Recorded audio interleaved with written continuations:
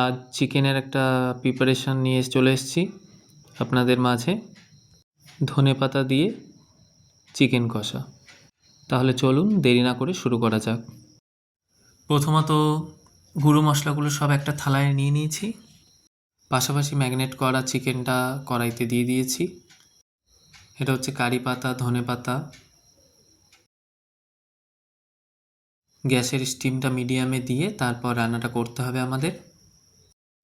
তবে মনে রাখবেন, চিকেনটা যত ভালো করে কষাবেন ততই সুন্দর হবে রান্নাটা আপনার।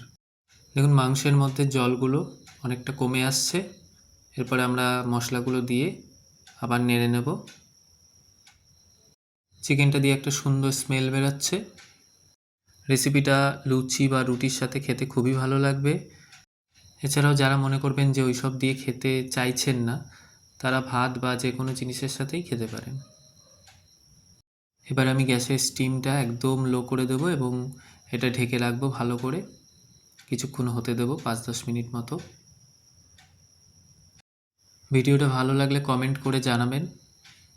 আর এরকম সুন্দর সুন্দর ভিডিও পেতে আমার চ্যানেলটি অবশ্যই ফলো করে রাখুন। রান্নাটি পুরোপুরি তৈরি এবং সার্ভ করার জন্য পুরো রেডি।